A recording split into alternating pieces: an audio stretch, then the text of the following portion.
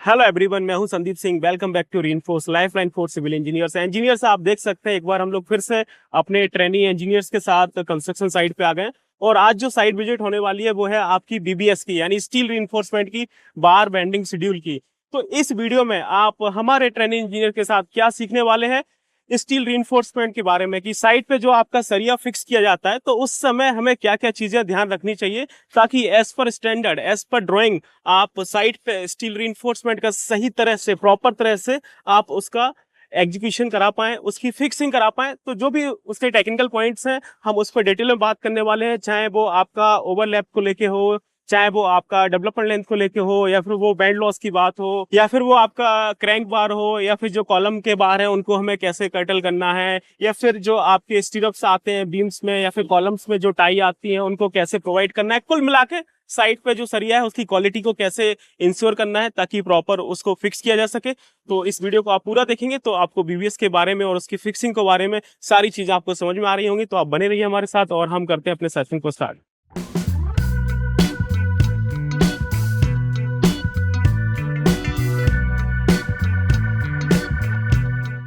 तो आप लोग यहाँ पे देख सकते हैं कि जो यहाँ पे काम चल रहा है, और आप लोग भी यहाँ पे ध्यान से देखेंगे, मैं आप लोगों को बता रहा हूँ यहाँ पे क्या है। अभी स्लैब के रिइंफोर्समेंट का काम चल रहा है, स्लैब का जो सरिया है उसको फिक्स किया जा रहा है। तो आप लोग ध्यान से यहाँ पे देखेंगे तो आप लोगों को समझ में आएगा कि यहाँ पे जो स्लैब में हमने जो रिइंफोर्समेंट प्रोवाइड किया हुआ है वो आपका टू वे स्लैब है।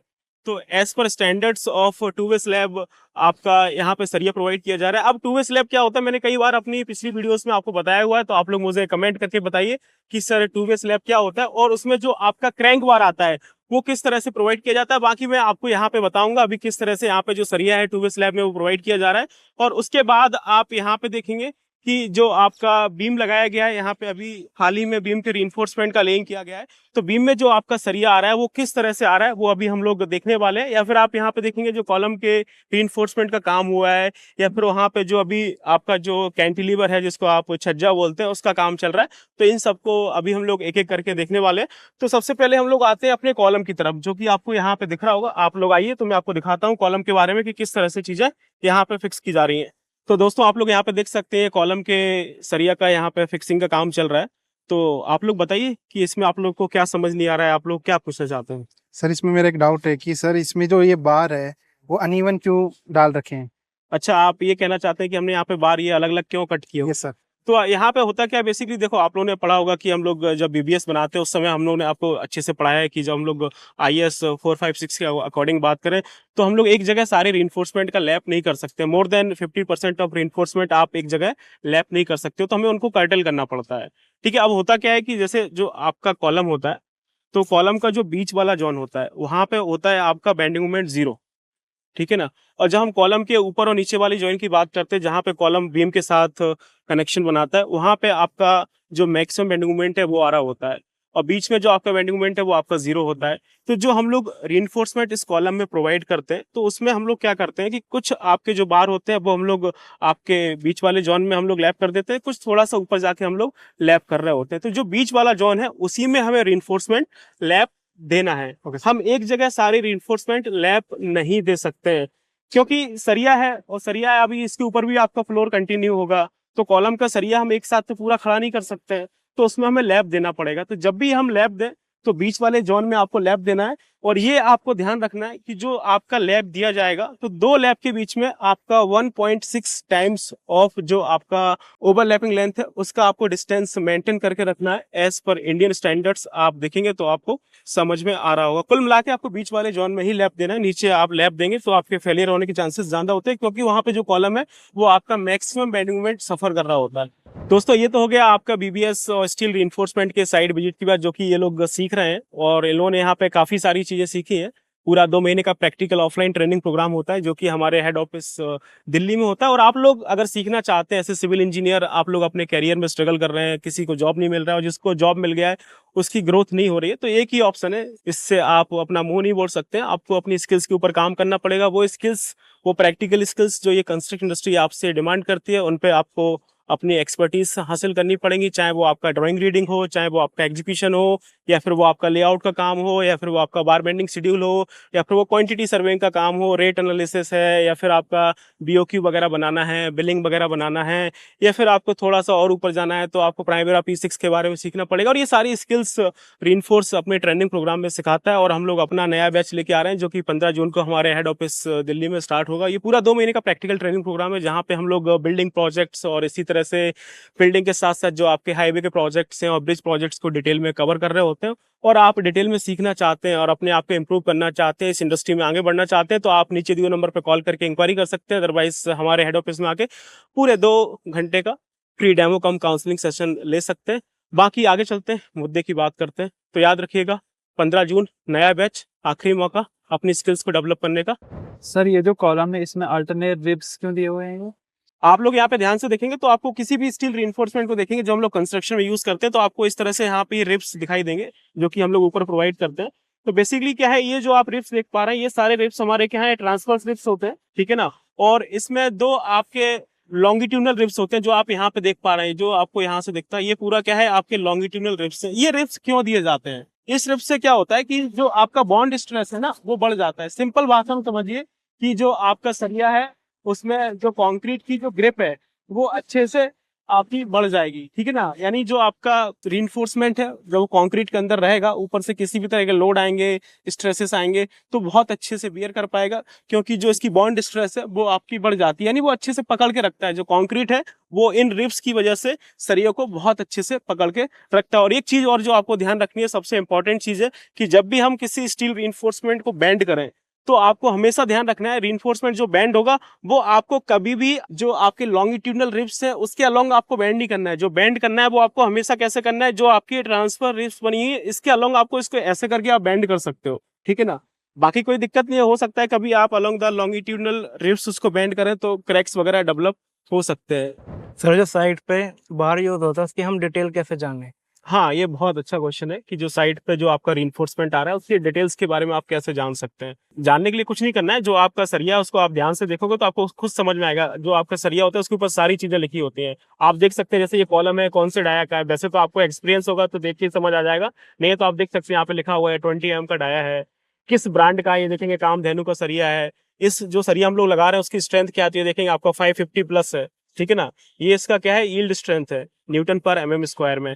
और ऊपर से आप देखेंगे तो ये आपका ISO सर्टिफाइड होता है, तो ये इंडियन स्टैंडर्ड का मार्क है। और सबसे इंपॉर्टेंट चीज जो आप यहाँ पे देखेंगे तो यहाँ पे लिखा हुआ है प्रीमियम SD।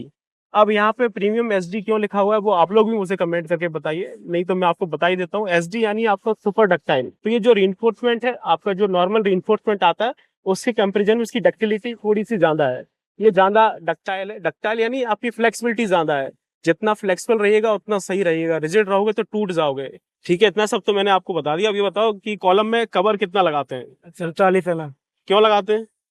ताकि कंक्रीट की कवरिंग अच्छे से हो जाए। अच्छा, आप लोगों को कोई बताया कंक्रीट में हम लोग कवर क्यों लगाते हैं? सर ये सरिया एक्सपोर्ट है।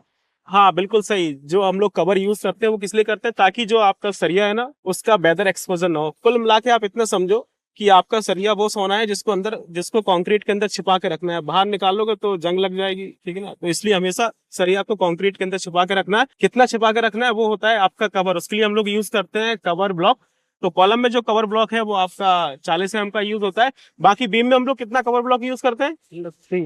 हाँ, बीम में जो आपका कवर ब्लॉक है वो आपका 25 से 30 mm का कवर ब्लॉक यूज करते हैं। और आपका स्लैब में स्लैब में आपका 20 mm का कवर होता है। तो यहाँ से आप देख सकते हैं। संदीप सर मेरा एक क्वेश्चन है, ये जो आपने पढ़ा था स्टीरअप पे ये 135 डिग्री का लगता है लेकिन यहाँ पे तो 90 डिग्री लगा है। हाँ सौरभ जी, आप बिल्कुल एकदम सही बात कर रहे हो। आप देखोगे तो एज पर IS 456 हम लोग जो आपका स्टीरअप्स है उसका जो हुक है वो आपका 135 डिग्री पे ही बेंड किया जाता है, ताकि कभी कोई अर्थक्वेक जैसी कंडीशंस आती हैं, ठीक है ना, या फिर कभी कुछ सेस्मिक जैसी कंडीशंस आती हैं तो उसमें वो काउंटर कर सके। लेकिन नॉर्मली आप साइड पे देखोगे तो आपको 90 डिग्री का ही मिलेगा, क्योंकि सबको काम करने की जल्दी रहती है, कोई मेहनत करना नहीं चाहता है, तो फटाफट सब 90 डिग्री पे मोल्ड करके उसको निकल जाता है। फटाफट 90 डिग्री पे बेंड करके निकल जाता है। और आप यहाँ पे देखेंगे तो आपको ध्यान से समझ में आएगा, इन्होंने एक काम बहुत बढ़िया किया हुआ है एक काम अच्छे से नहीं किया लेकिन दूसरा काम बहुत अच्छे से किया। मैंने आप लोग को एक चीज ये बताई थी कि जो आपका रिंग बनता है, यानी जो हम लोग स्टीरअप्स देखते हैं, तो उसमें जो स्टीरअप में जो आपका हुक प्रोवाइड किया जाता है वो आपका अल्टरनेटिव किया जाता है। तो आप यहाँ पे ध्यान से देखोगे तो आपको समझ में आएगा, जितने भी हुक है वो आपके अल्टरनेटिव दिए हुए हैं। ये काम इन्होंने बहुत बढ़िया किया है, तो इसके लिए तो इनका एप्रिसिएशन बनता है। आप ये देखेंगे इसका जो हुक है वो साइड है, इसका हुक उन्होंने इस साइड रखा हुआ है, इसका हुक इस साइड रखा हुआ है। इस तरह से इन्होंने अल्टरनेटिव आपका हुक दिया हुआ है, जो कि बहुत जरूरी है, ताकि फ्यूचर में कभी कुछ आपका अर्थक्वेक जैसी कंडीशंस आती हैं, आपके सेस्मिक वेव्स वगैरह आती हैं, तो उस केस में आपका अगर सारे हुक एक साइड होंगे तो उनके खुलने की पॉसिबिलिटीज बहुत ज्यादा होती है, और इससे प्रॉपर आपका सपोर्ट मिल रहा होता है। संदीप सर, एक क्वेश्चन है सर, यहाँ पे एक्स्ट्रा बार प्रोवाइड कराया गया है, बट यहाँ पर क्यों नहीं है? हाँ, तो आप ये देखेंगे कि ध्यान से आप लोग भी देखिए, मैं आप लोगों को भी दिखाता हूँ। आप लोग यहाँ पे देखेंगे बीम का रीइंफोर्समेंट है, इसमें देखेंगे टॉप में हमने ये 3 मैन बार डाले हुए हैं, लेकिन इसके बॉटम में हम लोग 2 एक्स्ट्रा बार और दे रहे हैं, जबकि बीच में आपको ऐसा नहीं मिलेगा। अब होता क्या है, आप सब लोगों को अच्छे से पता है कि जो आपका बीम और कॉलम का जंक्शन होता है, वहां पे क्या है, आपका नेगेटिव बेंडिंग मोमेंट आता है। तो उसको काउंटर करने के लिए हम लोग यहाँ पे टॉप में एक्स्ट्रा रीइंफोर्समेंट दे रहे होते हैं, जबकि बीच में आपका इस तरह का नहीं होता है। तो वहां पे आपको किसी भी तरह का रीइंफोर्समेंट आपको एक्स्ट्रा नहीं दिख रहा होगा, जो कि आप यहाँ पे देख भी सकते हैं। तो हम लोग यहाँ पे बीबीएस के बारे में तो देख ही रहते हैं, लेकिन आप लोग यहाँ पे ध्यान से देखोगे तो आप लोगों को समझ में आएगा। तो ये जो वाला स्लैब है, आप यहाँ पे देखेंगे हमने इसको डाउन मारा हुआ है। क्यों डाउन मारा हुआ है? क्योंकि ये हमारा कौन सा स्लैब है, ये आपका संकन स्लैब है। यहाँ पे आपके जो वॉशरूम्स वगैरह हैं वो आपके बनाए जाएंगे, तो इसको नॉर्मल स्लैब के कंपेरिजन में थोड़ा सा डाउन रखा गया है।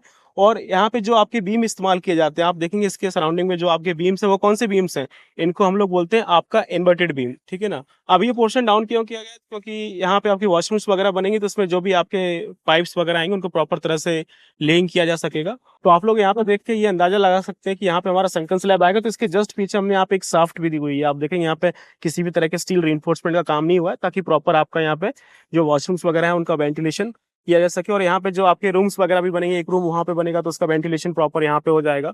और यहाँ पे आप देखेंगे जितना भी आपका यहाँ पे वॉशरूम्स वगैरह बनी हुई है वो सब हमने बालकनी की साइड दी हुई है, या फिर बीच में आपके जो शाफ्ट वगैरह है वो प्रोवाइड की हुई है, ताकि प्रॉपर आपका वेंटिलेशन उनका हो सके। और आगे चलते हैं, देखते हैं कि क्या क्या चीजें यहाँ पे है इंक्लूड कर सकते हैं। और आप लोग यहाँ पे आएंगे तो एक चीज और आपको यहाँ पे देखने को मिलेगी। आप यहाँ पे देखेंगे इस बीम को देखिए, ये वाली जो बीम है इसको आप ध्यान से देखिए, और ये वाली जो बीम है इसको ध्यान से देखिए। जब हम इसमें कंक्रीट की पोरिंग का काम करेंगे तो इसमें जो आपका कंक्रीट है वो आपका अंदर तक जाएगा, और ये बीम आपको नीचे से ऐसे देखोगे तो आपको दिखाई देगी, क्योंकि ये कौन सा बीम है, आपका ड्रॉप बीम है, जिसको हम लोग लटक बीम भी बोलते हैं। लेकिन जब आप इसमें कंक्रीटिंग करोगे तो ये कंक्रीट आपको नीचे से नहीं दिखाई देगी, क्योंकि स्लैब के अंदर क्या है, इनबिल्ड है। ये हमारी कौन सी बीम है, आपकी हिडन बीम है, जो आपका स्लैब के अंदर छिपी रहती है। सेम चीज होती है, बस इसमें क्या है कि आपका जो रीइंफोर्समेंट आना चाहिए, जिसका मेन काम सरिये का होता है लोड को बियर करना, तो वो एक्स्ट्रा रीइंफोर्समेंट हमने स्लैब के अंदर डाला हुआ है, बाकी कंक्रीटिंग नहीं की हुई है। तो देखने में नीचे से बढ़िया लगेगा, बाकी जो आपका लोड बियरिंग का काम है वो भी आपका इजिली हो रहा होगा। तो आप बिल्डिंग्स में देखेंगे कहीं कहीं पे आपको काफी सारे हिडन बीम्स आपको देखने को मिलेंगे, जो कि आप यहाँ पे देख सकते हैं। सर यहाँ पे जो लैब दिया है वो सही दिया है कि नहीं दिया है? तो आप लोग खुद ही देख सकते हैं, ये आपका बीम है, तो इसमें आप देखेंगे जो आपका टॉप रीइंफोर्समेंट है वहां पे हमने जो बीच वाला पोर्शन है उसमें हमने लैब दिया हुआ है। क्यों लैब दिया हुआ है? क्योंकि जो बीम होता है उसका जो नीचे वाला पोर्शन होता है वहां पे आपका टेंशन आता है, और ऊपर वाले जोन में कंप्रेशन आता है। तो इसलिए हम अगर बीम में हमें कभी लैब देना पड़ जाए, आप यहाँ पे बीच में आप लैब देख सकते हैं, कोई दिक्कत नहीं आएगी उसमें, क्योंकि यहाँ पे कंप्रेशन आ रहा होता है। बाकी अगर आपके जो बॉटम रीइंफोर्समेंट है, अगर वहां पे आपको अगर लैब देना है तो आप कहाँ पे देंगे, वो आप मुझे कमेंट करके बताइए। हमने ऑलरेडी पिछले कई वीडियोस में आपको ये चीज बताई हुई है। और आप यहाँ पे देख सकते हैं जो आपका बीम है उसमें जो आपकी रिंग्स आ रही हैं, उनकी जो आप स्पेसिंग है, तो आप उनको ध्यान से देखोगे तो आपको समझ में आएगा। जो बीच वाला पार्ट है वहां पे हमने स्पेसिंग थोड़ा सा बढ़ा के रखा हुआ है, क्योंकि वहां पे जो आपका बेंडिंग मोमेंट है वो आपका ऑलमोस्ट 0 हो रहा होता है, कम हो रहा होता है, इसलिए यहाँ पे जो आपकी स्पेसिंग है वो आपकी ज्यादा है। लेकिन जब आप यहाँ पे देखोगे तो ये जो वाला जो पोर्शन है, बीम और कॉलम का जो जंक्शन होता है, यहाँ पे आप देखोगे तो आपको हमेशा जो स्पेसिंग है वो आपको कम मिलेगी। अगर हम लोग यहाँ पे स्पेसिंग आपका 100 का दे रहे हैं तो बीच में आप आराम से 125 आप 150 दे सकते हो, क्योंकि जो बीम और कॉलम का जंक्शन होता है वहाँ पे आपका निगेटिव बेंडिंग मोमेंट आ रहा होता है, तो उस केस में आपको स्पेसिंग थोड़ा सा कम रखना होता है। ये चीज आपको थोड़ा सा ध्यान रखनी है। तो दोस्तों ये रहा हमारे स्टील रीइंफोर्समेंट की साइड की कुछ झलकियां जो आप यहाँ पे देख सकते हैं। हमने किस तरह से अपने ट्रेनी इंजीनियर्स को रीइंफोर्समेंट के बारे में बताया। और आप दोस्तों किस तरह की वीडियो देखना चाहते हैं वो आप मुझे कमेंट करके बताइए। बाकी हम लोग जब दूसरी साइट विजिट करेंगे तो उस समय आपका जो भी रीइंफोर्समेंट होगा या फिर जिसकी भी साइट विजिट्स होगी वो हम लोग आपको दिखाएंगे। बाकी मिलते हैं नेक्स्ट वीडियो में। Till then keep learning and keep exploring. Thank you so much.